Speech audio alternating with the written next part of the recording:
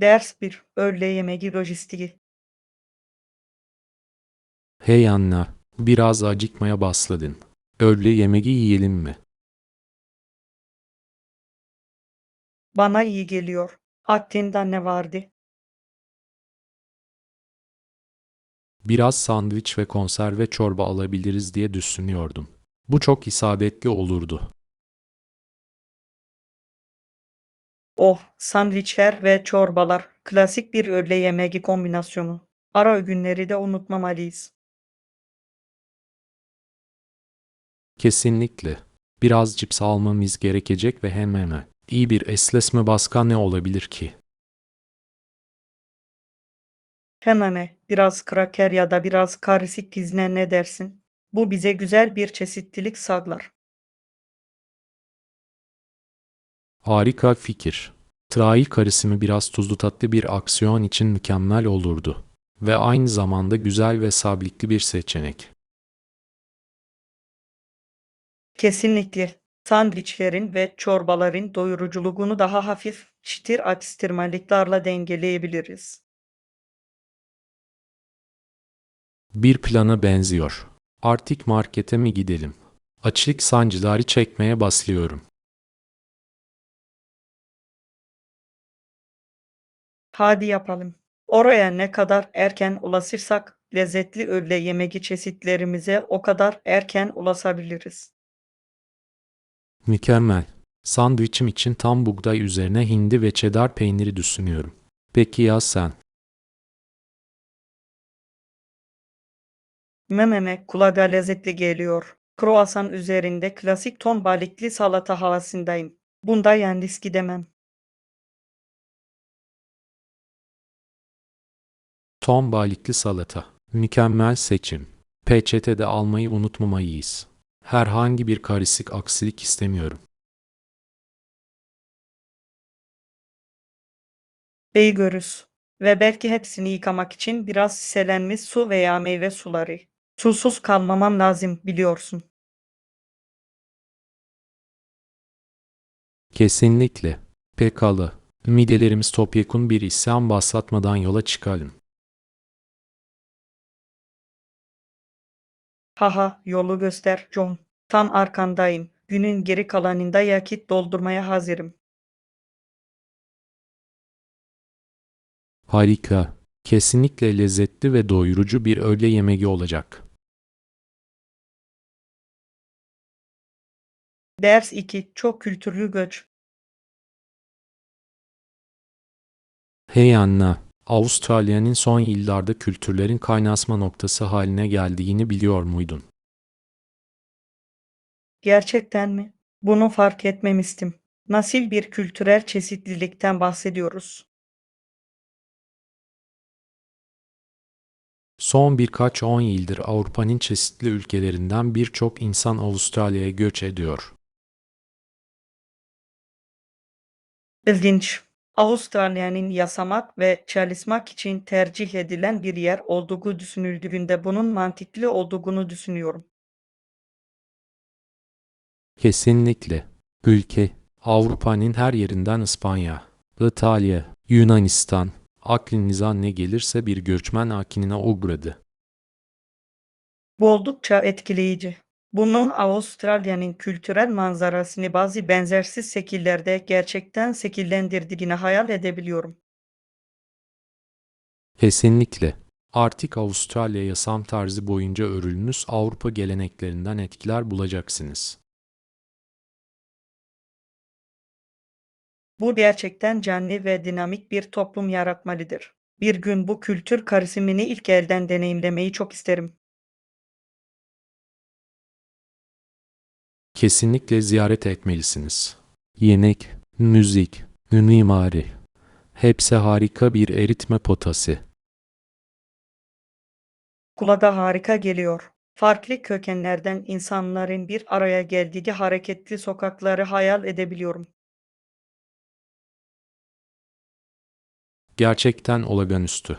Avustralya son yıllarda çok kültürlü bir merkez olma rolünü gerçekten benimsedi. Bunu duymak çok güzel. Bu çeşitlilik ve katilim duygusunu geliştirmek her modern toplum için çok önemlidir. Kabul ediyorum. Üstelik bu sadece Avrupalılar için de geçerli değil. Avustralya dünyanın her yerinden gelen göçmenleri memnuniyetle karşıladı. Vay, hiçbir fikrim yoktu.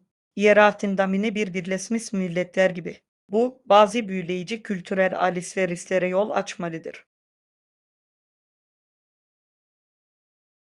Kesinlikle. Bir bütün olarak Avustralya halkının bakış açılarını ve deneyimlerini gerçekten genişletti.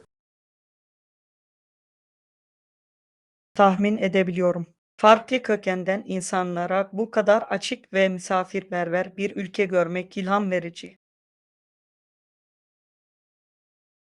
Kesinlikle. Avustralya, çeşitlilik ve katilimin kutlanması konusunda harika bir örnek oluşturuyor.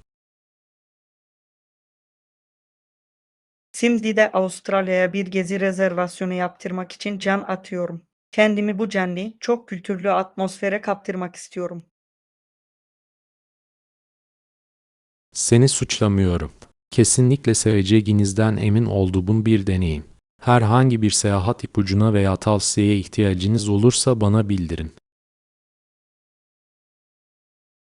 Yapacağım John. Bu sohbet kesinlikle Avustralya'nın kültürel eritme potasını keşfetmeye olan ilgimi artırdı. İnanılmaz bir yolculuk gibi görünüyor. Bence bundan gerçekten keyif alacaksın. Anna, bu kesinlikle ufuk açıcı ve zenginleştirici bir deneyim.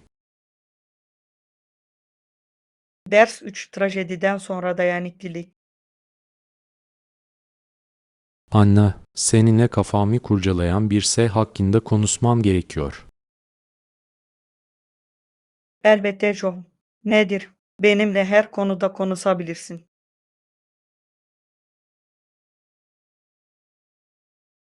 Geçenlerde korkunç bir trajediden kurtulan kurbanlardan bazılarını ziyaret ettim.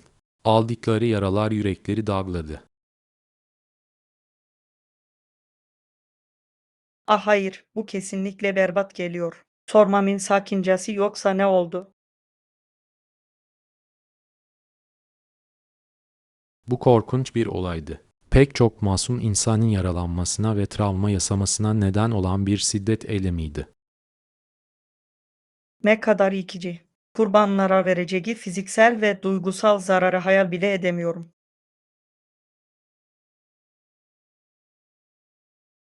Onları görmek, hikayelerini duymak gerçekten her şeyi farklı bir perspektife oturtuyor. Ancak çektikleri acılara rağmen dayanıklılıkları gerçekten ilham vericiydi. Bu olağanüstü. Böyle bir trajedi karşısında bile devam edecek gücü bulabildiler. Kesinlikle. Parçaları toplamaları ve hayatlarını yeniden inşa etmeye çalışmaları gerçekten alçak gönüllü. Bu inanılmaz derecede cesaret ve kararlılık gerektirir. Onların sebat etme yeteneklerine hayran. Ben de öyle. Vur, insan ruhunun ve topluluk desteğinin gücünün bir kanıtıdır. Kesinlikle. Bu ilgi ve şefkat acına sahip olmak onların iyileşmesinde büyük fark yaratmalıdır. Gerçekten öyle. İlerlemelerini görmek, yardım ve nezaketin yaktigini duymak inanılmaz derecede duygulandırıcıydı. Tahmin edebiliyorum. Bu kadar karanlığın ortasında bile sizi umutlandırıyor olmalı. Öyle, Anna. En zor anlarımızda bile üstesinden gelme kapasitemizin olduğunu hatırlatıyor bana. Bu ona bakmanın güzel bir yolu. Onların hikayeleri insan ruhunun dayanıklılığının güçlü bir hatırlatıcısıdır. Açık olarak, onların gücüne ve kararlılığına ilk elden tanık olma şansına sahip olduğum için minnettarım. Ben de öyleyim John. Yolculuklarını duymak inanılmaz derecede etkili olmuş olmalı. Onları desteklemek isteme konusundaki şefkatinize hayranım. Teşekkürler Anna. En azından bunu yapabilirim. Aksine onların hikayeleri bana daha iyi, daha empatik bir insan olma konusunda ilham verdi. Bu harika John. Ağırlığınızın ve desteğinizin hayatlarında anlamlı bir fark yarattığından hiç şüphem yok. Kesinlikle öyle umuyorum. Bu bireyler çok yasadılar ama dayanıklılıkları gerçekten hayranlık uyandırıcı.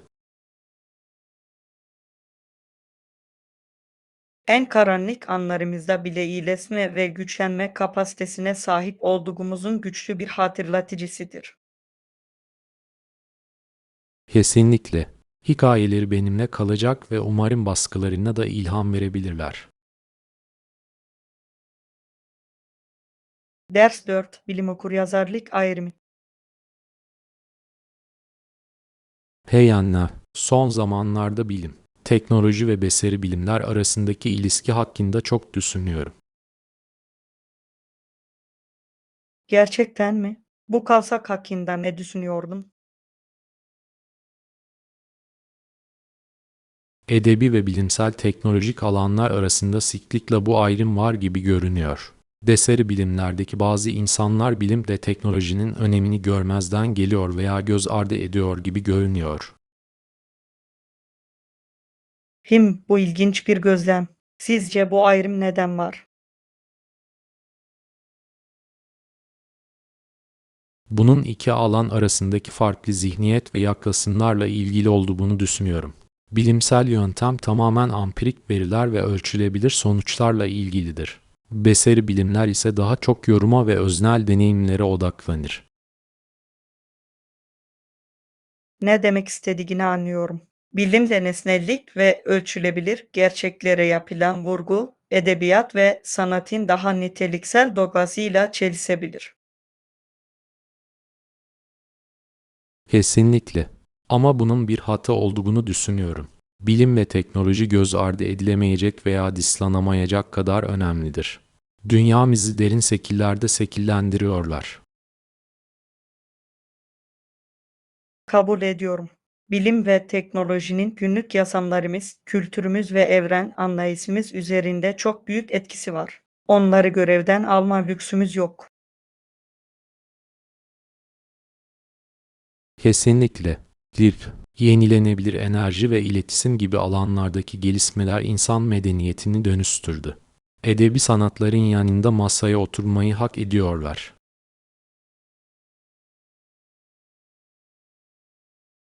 İyi bir nokta. Ve tam tersine, beseri bilimler, bilimsel çabalarımızı bilgilendirebilecek ve zenginleştirebilecek temel içgörüler sunuyor. Çapraz tozlaşmadan kazanılacak çok şey var. Kesinlikle.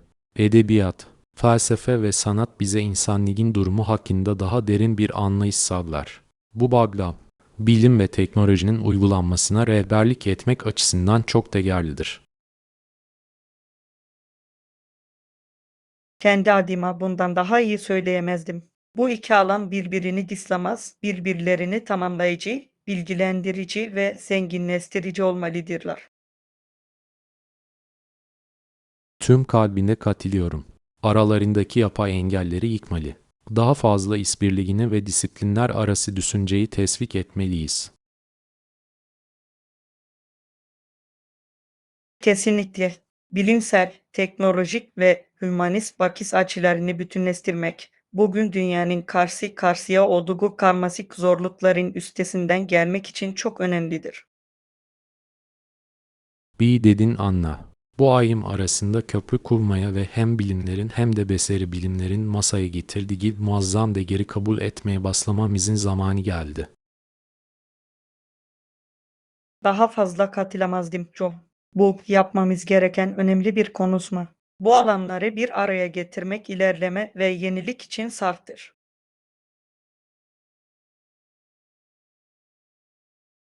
Kabul edildi. İnsan bilgisinin ve yaratıcılığının tüm genişliğine yönelik bu entegrasyonu ve takdiri geliştirebileceğimiz yolları keşfetmeye devam edelim. Ders 5. Gizemli bir ses. Günaydın Anna. Dün basıma gelen tuhaf bir olayı paylaşmak istedim. Gerçekten mi? Neydi bu? Tamamen kulaklarım. Parkta yürüyordum ve bir an başka bir ses duyduğumu sandım. Çok kısa bir süre için. Başka bir ses mi? Bu çok tuhaf. Tam olarak ne demek istiyorsun? Tanıdın mı?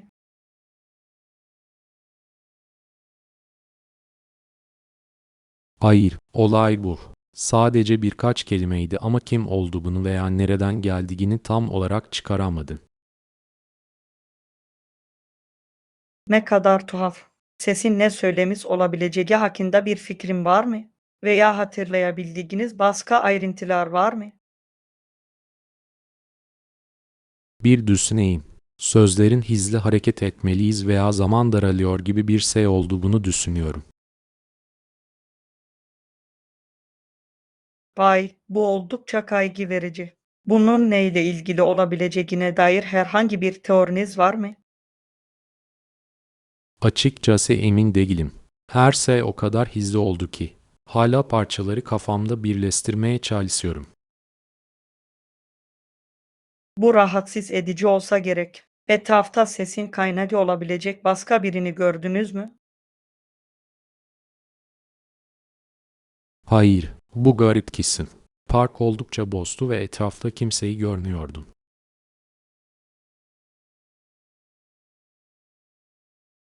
Ne kadar tuhaf. Hayal gücünüzün size oyun oynadığını mı düşünüyorsunuz? Bunu düşündüm ama sözler çok açık ve kasıtlı görünüyordu. Daha fazlası oldu bu hissinden kurtulamıyorum. Çok ilginç. Bu gizemli ses hakkında daha fazla ayrıntı ortaya çıkarıp çıkarmayacağınızı merak ediyorum. Ben de. Bunun bir tür uyarı mı yoksa duymam gereken bir mesaj mı olduğunu merak etmeden duramıyorum. Bu ilginç bir bakış açısı. Belki de bu çevrenize karşı daha dikkatli olmanız gerektiğinin bir işaretidir. Evet, belki. Ya da belki de sadece ilginç bir tesadüftü. Her iki durumda da bu beni şaşırttı. O sesi tekrar duyarsan ya da başka ipucu bulursan beni haberdar et. Bu merakımı artırdı.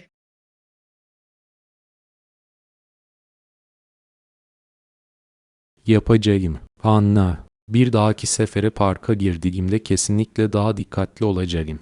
Kim bilir daha ne gizemler ortaya çıkacak. Kesinlikle.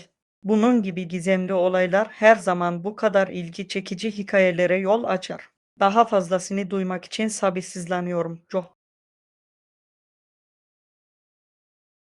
Ben de. Bu kesinlikle günlük rutinime biraz ilgi kattı. Seni gelişmelerden haberdar edeceğimden emin olacağım. Ders 6. Pul koleksiyonculuğunda sürprizler. Hey Anna, pul koleksiyonculuğuna başladığını duydum. Kulağa harika geliyor. Neden? Evet öyleyim. Benim için gerçekten büyüleyici yeni bir hobi oldu. Pul koleksiyonculuğu konusunda deneyiminiz var mı? Pek değil ama her zaman ilgimi çekmiştir. İlk etapta ilginizi çeken ne oldu? Her zaman biraz tarih meraklısı olmuşsundur ve pul tasarımlarının farklı kültürlere ve zaman dilimlerine eşsiz bir pencere açabileceğini düşünüyorum. Ve anlıyorum. Yani bu, dünyayı bu küçük sanat ve tarih parçaları aracılığıyla keşfetmenin bir yolu gibi. Kesinlikle. Nadir ve benzersiz pulların aranması oldukça heyecan verici olabilir. Herhangi bir pul sergisine veya fuarına katılmayı planlıyor musunuz? Bu sergileri mi? Bunu hiç düşünmemiştim bile. Bunlar pul koleksiyonculuğunun büyük bir kısmı mı?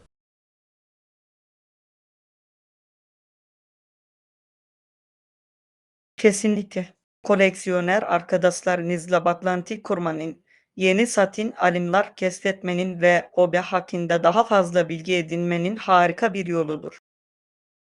Bu gerçekten harika. Oldukça nis ama sadik bir topluluk olması gerektiğini hayal edebiliyorum. Gerçekten öyle. Pul koleksiyoncuları inanılmaz derecede tutkulu ve bilgili olma eğilimindedir. Sergiler pul severlerin cenneti gibidir. Tahmin edebiliyorum. Tüm bu küçük sanat eserleri ve tarihin küçük parçacıkları. Hepsi tek bir yerde. Kulağa büyüleyici geliyor. Gerçekten öyle. Bir sonrakine benimle gelmelisin. Eminim hepsini sahsen gördüğünüzde badimlisi olursunuz. Biliyor musun? Bu kötü bir fikir değil. Keşfedilmesi eğlenceli yeni bir macera olabilir. Üstelik seninle daha fazla zaman geçirebilirim. Ah, bu çok tatlı. Bana katılmanı çok isterim. Birlikte pul koleksiyonculuğu dünyasına dalabiliriz.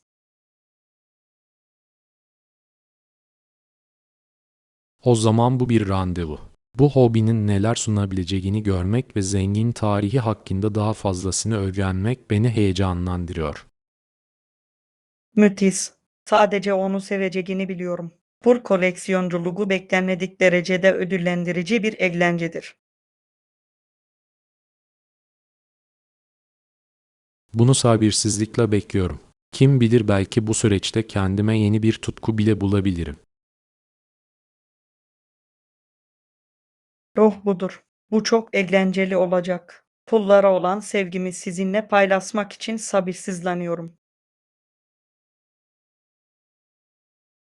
Her şeyi senin gözlerinden görmeye can atıyorum.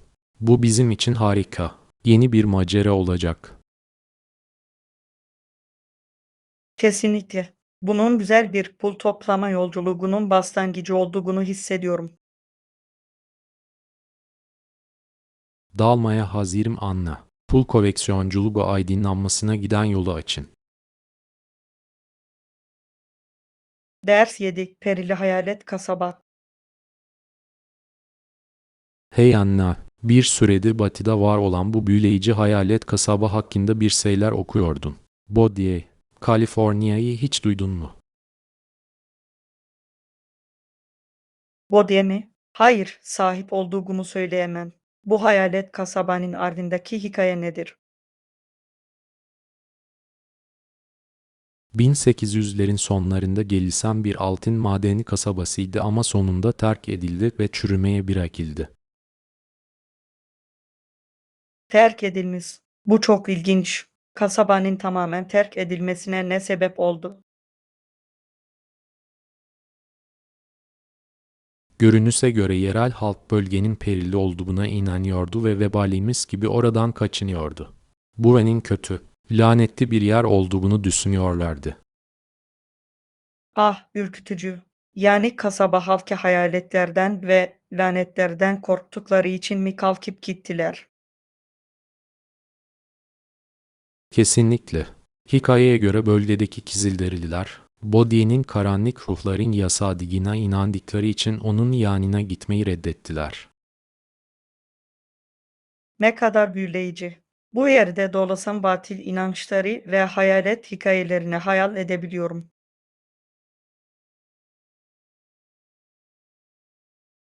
Evet, insanların 1860'larda Bodhi'yi ziyaret etmeyi bıraktığı söyleniyor çünkü orada gizlenen kötülükten çok korkuyorlardı. Vay, bu bir hayalet hikayesine bağlılık. Bütün bir kasabanın doğaüstü inançlar yüzünden terk edilmesine aklım almıyor bile. Sal, gerçekten oldukça dikkat çekici. Kasaba sonunda 1900'lerin başında, zaman içinde tamamen donmuş halde yeniden keşfedildi.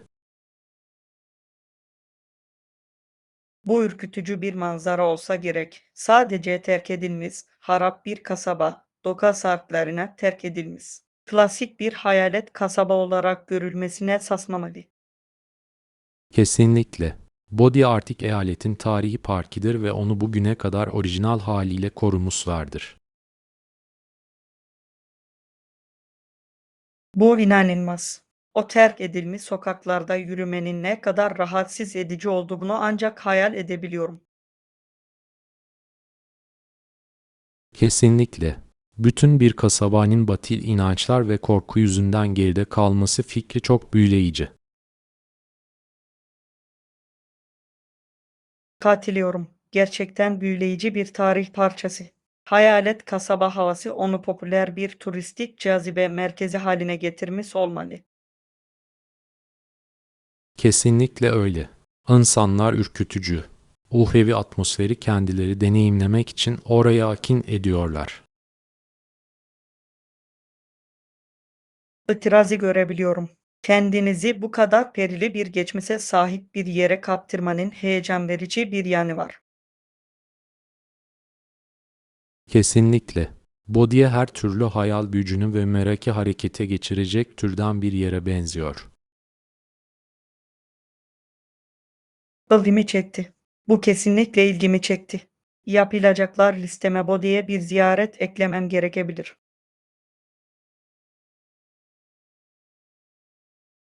Bence bu harika bir fikir.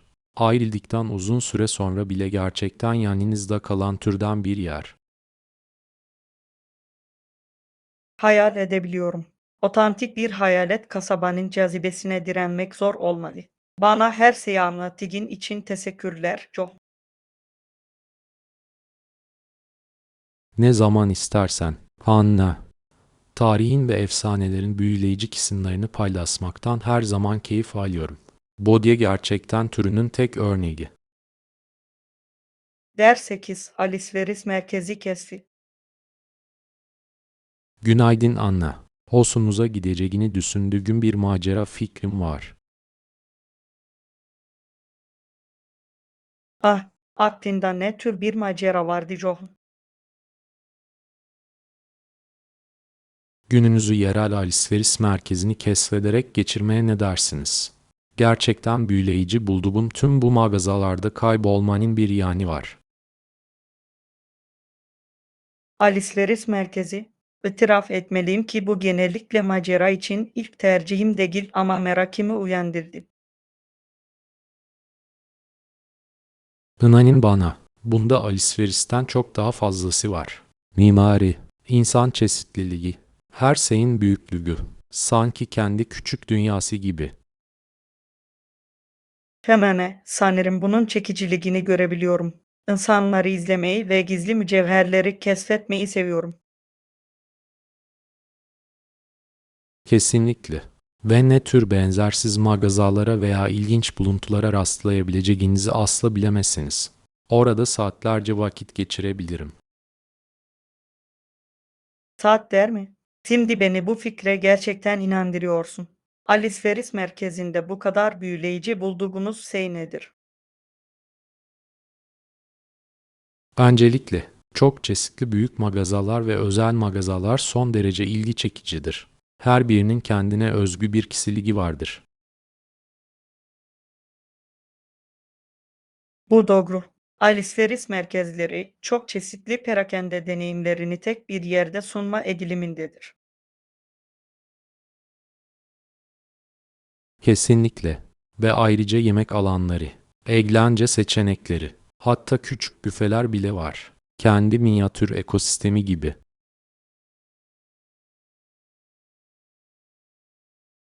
Vay be, gerçekten gerçekleşmeyi bekleyen bir macera gibi konuşuyorsun. İtiraf etmeliyim ki alnlara bakış açım değişmeye başladı. Bu konuda sevdiğim şey bu. Tanidik bir yerde bile her zaman keşfedilecek yeni bir şeyler vardır. Katmanları geriye dolgu soymak gibi. Hem merak ettim. Belki de alışveriş merkezini keşfederek geçireceğim bir gün her zamanki rutinimi karıştırmak için tam ihtiyacım olan şeydir. Ruh budur. İlginç ev eşyaları ya da bagimsiz bir kitapçı olsun. İlginizi çekecek bir şeyler bulacağınızı garanti ederim. Tamam, beni ikna ettin. Senin bu Alışveriş Merkezi macerana ne zaman başlıyoruz John? Bu hafta sonuna ne dersiniz? İstediğiniz zaman alışveriş merkezinin harikaları arasında rehberiniz olmaya hazırım. Kulağa mükemmel geliyor. Alışveriş merkezini sizin gözlerinizde görmeyi ve onun gizli mücevherlerini keşfetmeyi sabırsızlıkla bekliyorum. Harika. Bu, yakında unutamayacağınız bir deneyim olacak. Saf alışveriş merkezi büyüsüyle dolu bir güne hazır ol Anna.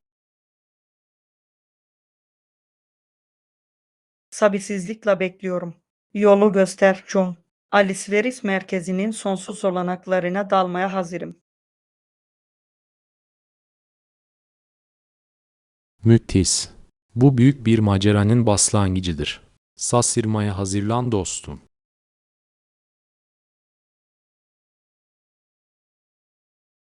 Ders 9. İlham verici kelimeler. Hey Anna, son zamanlarda aklımda olan bir şey paylaşabilir miyim? Elbette John. Tamamen kulaklarım. Sana yük olan ne?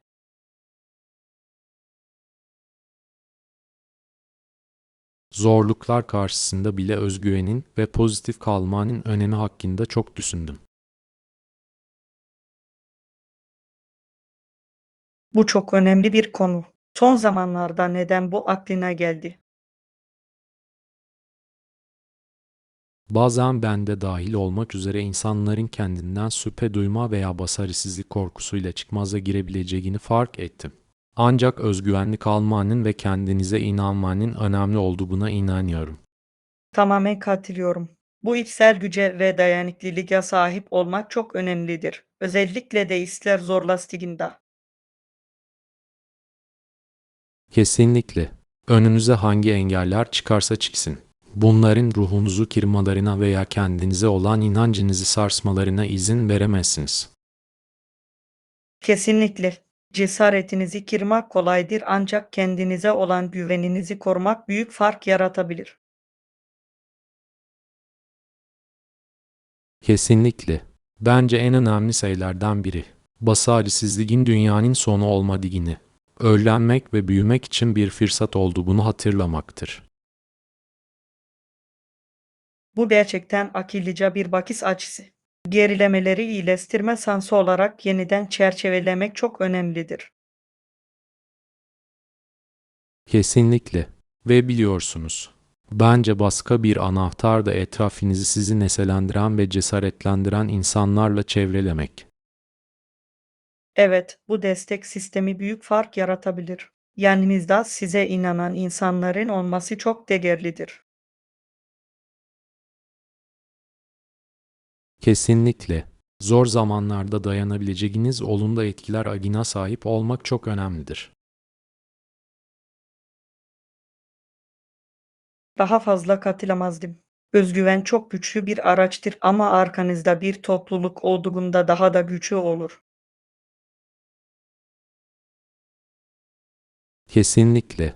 Ve biliyorsunuz ki, bence en ilham verici insanlar, başarısızlıkları veya zorluklarıyla tanımlanmayı reddedenlerdir.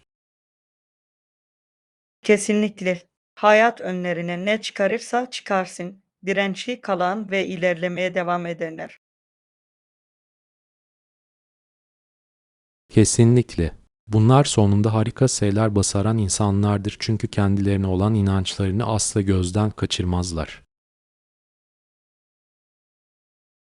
Bir dedin Johan. Bunlar gerçekten yankı uyandırabileceğini ve başkalarına ilham verebileceğini düşündüğüm türden sözler ve bu tür zihniyetlerdir. Böyle hissetmene çok sevindim Anna.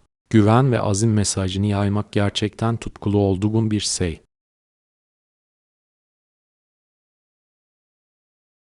Bunu söyleyebilirim ve bence tutkulu olmak harika bir şey. Dünyanın bu tür canlandırıcı bir bakış açısını paylaşan daha fazla insana ihtiyacı var. Tüm kalbine katılıyorum. Eğer hepimiz kendimize güvenmeyi ve kendimize inanmayı öğrenebilirsek, başarabileceğimiz inanılmaz şeyleri hayal edin. Kesinlikle. Bunlar yaşanması gereken sözler, John. Bu tür bir bilgeliği ve ilhamı paylaşabilecek bir arkadaş olarak size sahip olduğum için minnettarım. Ve sana sahip olduğum için minnettarım Anna. Bu tür konuşmalara olan pozitifliğiniz ve açıklığınız benim için dünyalara bedel. Ders 10 Harriet Tubman'ın mirası. Günaydın Anna. Harriet Tubman'ın inanılmaz hikayesini duydunuz mu? Harriet Tubman'ı mı? Hayır, onun hikayesine aslında olduğumu sanmıyorum. Bana daha fazlasını anlat. Harriet Tubman, kölelikten kaçan ve daha sonra yüzlerce köleyi yeraltı demiryolu aracılığıyla özgürlüğe kavuşturmak için hayatını riske atan Afrikalı Amerikalı bir kadındı. Vay, bu inanılmaz derecede cesur ve özverili bir şey. Almış olması gereken cesareti hayal bile edemiyorum. Kesinlikle. Tubman, köleleştirilmiş siyah topluluk tarafından Musa olarak biliniyordu. Çünkü onlara güvenliğe ve kurtuluşa rehberlik ediyordu. Musa, öyle mi? Bu onun eylemlerinin önemini gerçekten yansıtan güçlü bir takma ad. Hayati hakkında başka ne biliyoruz?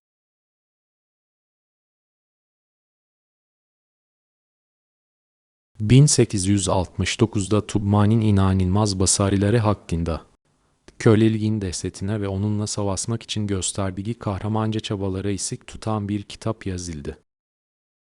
Onun hikayesini anlatan bir kitap, bu büyüleyici. Köleliğin getirdiği adaletsizlikler göz önüne alındığında o dönemde çigir açıcı bir çalışma olsa gerek.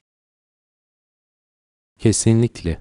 Tubman'ın hikayesi, Afro-Amerikan tarihinin ve kölelik karşıtı hareketin ikonik bir parçası haline geldi. Hayal edebiliyorum. Başkalarının köleliğin zulmünden kaçmasına yardım etmek için her şeyi riske atmak gerçek bir kahramanın isaretidir. Kesinlikle. Tubman, cesareti, kararlılığı ve halkını esaretten kurtarma konusundaki sarsılmaz bağlılığı nedeniyle saygı görüyor. Bir kişinin nasıl bu kadar inanılmaz bir etkiye sahip olabileceği şaşırtıcı. Tubman'ın mirası bugün bile insanlara ilham vermeye devam etmeli. Şüphesiz. O, umudun, dayanıklılığın ve insan ruhunun en zorlu engelleri bile asma gücünün sembolü olarak görülüyor. Bu çok takdire şayan. Harriet Tubman'ın olağanüstü hayatı ve yaptığı inanılmaz katkılar hakkında daha fazla bilgi edinmek için sabırsızlanıyorum. İlgini çekebildiğime sevindim Anna. Tubman'ın hikayesi herkesin bilmesi gereken bir hikaye çünkü tarihimizin çok önemli bir kısmına ışık tutuyor. Kesinlikle. Onun özgürlük ve eşitlik için mücadele etme konusundaki cesareti ve bağlılığı gerçekten hayranlık uyandırıcıdır. Bunu benimle paylaştığın için minnettarım. Elbette. Harriet Tubman gibi öncülerin hikayelerini paylaşmak çok önemli çünkü bize insan ruhunun gücünü ve bir kişinin yaratabileceği farkı hatırlatıyor. Bir dedin John. Tubman'ın mirasının gelecek nesiller boyunca insanları büyülemeye ve ilham vermeye devam edeceğine dair bir his var içinde. Daha fazla katılamazdım. Onun adı ve yaptıkları, sarsılmaz inancın dönüştürücü gücünün bir kanıtı olarak sonsuza kadar tarihin kayıtlarına kazınacak. Güzelce koy. Harriet Tubman'ın hikayesi gerçekten asırlardır devam eden bir hikaye ve bu olağanüstü kadın hakkında daha fazla şey öğrendiğim için minnettarım. Ben de öyleyim Anna. Tubman'ın mirasını tartışmak gerçek bir ayrıcalıktı ve onun inanılmaz hayatına dair takdirimizi paylaşabildiğimiz için mutluyum.